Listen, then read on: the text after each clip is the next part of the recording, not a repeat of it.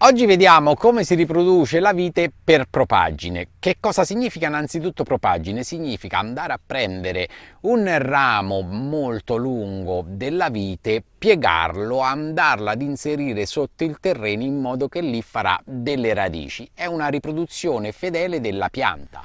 Però c'è anche il trucco del contadino: nella parte che andrà piegata poi andrà sfibrata, in modo che diamo più facilità e possibilità alla pianta in quella zona di emettere nuove radici, per fare proprio una pianta che darà frutti uguali alla pianta madre.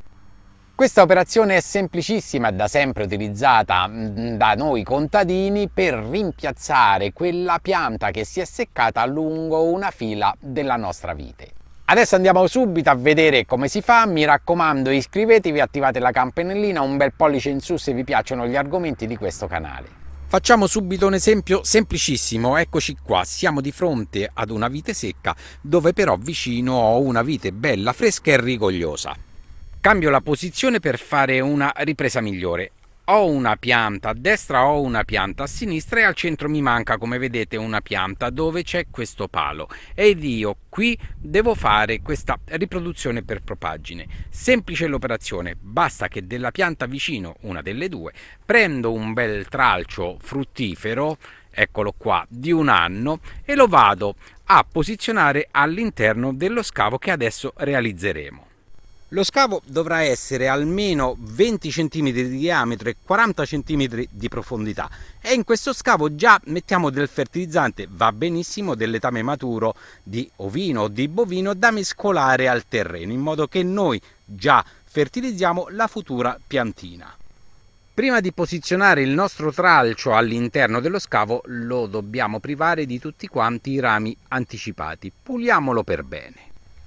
Una volta che abbiamo ben pulito il nostro ramo, lo leghiamo in un punto del filo, il filo quello in basso. Adesso dovremo piegare il nostro tralcio facendo una U ed inserire questa U all'interno dello scavo. Qui però avviene il trucco del contadino: la porzione del ramo che sta all'interno dello scavo dovrà essere sfibrata, dovrà essere un po' rovinata, in modo che quel punto radica in modo più veloce e sicuro. E allora come si fa a capire quale è il punto da sfibrare? Semplicissimo ragazzi, si fa così. Allora io mi prendo il punto della mia buca, il punto centrale, e corrisponde a questa zona qua che sta a filo del piano di campagna. Ora, siccome so che io vado in profondità all'interno dello scavo ancora 30 cm, da questo punto sommo i 30 cm, che sono circa questo punto qui. Vorrà dire che questo punto qui è la profondità del mio scavo, il punto più basso. Ecco che questa zona qui, per circa quei 10-15 cm, dovrà essere sfibrata, e si fa in questo modo qua. Prendo il tralcio tra le due mani e le distanzio, abbiamo detto, di quei 15-20 cm, e faccio una torsione in questo modo qua, senza spezzare il ramo. Devo fare solamente una torsione finché vedo che la corteccia esterna inizia a rovinarsi. Non vi preoccupate, non succede niente. Fate circa 180 gradi da una parte e 180 dall'altra. Sentirete che scrocchia un po'. Vedrete un po' che si sfibra, mi raccomando, state attenti a non spezzatela, e questa è la parte che sarà curva e andrà sotto al terreno, in modo che da qua usciranno le radichette. Per tenere fisso il vostro tralcio all'interno dello scavo, utilizzate questo piccolo stratagemma. Fate con un piccolo ramo questo uncino, in questo modo qua. Lo posizionate sul punto del tralcio che avete sfibrato, e poi andate a spingere in fondo, conficcando anche chiaramente il bastoncino. Lui terrà fisso il tralcio in fondo allo scavo. Questo è quello che intendevo. Non ci rimane altro adesso che coprire con il terreno ricco di letame il nostro tralcio. Posizioniamo poi vicino alla parte del tralcio che fuoriesce dal terreno, sarà la nostra futura pianta di vite, un palo in acciaio, un tutore, quello che volete, basta che ci riesce a sorreggerci la nostra futura pianta di vite.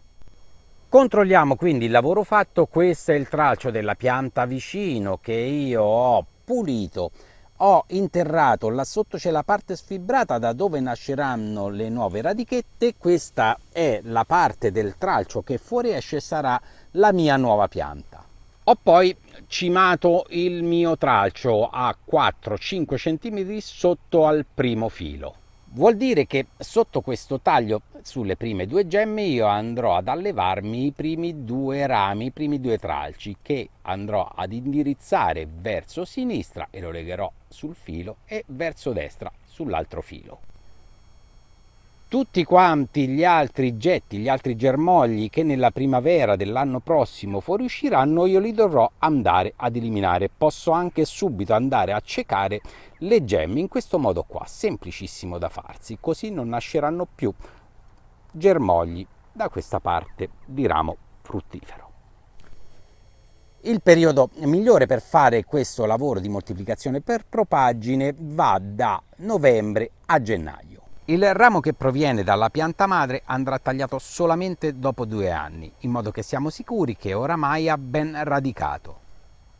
Questa è la propaggine di 2 anni e qui avevamo cimato, come abbiamo visto, il ramo. Qui è fuoriuscito il ramo sulla prima gemma in alto, l'ho piegato verso sinistra e me lo sono allevato, e questo qua invece è il ramo che è nato sulla gemma sottostante, che ho poi posizionato sul filo verso la vostra destra. Vi saluto a tutti ragazzi, ci vediamo alla prossima, un abbraccio da Pier Giorgio, ciao!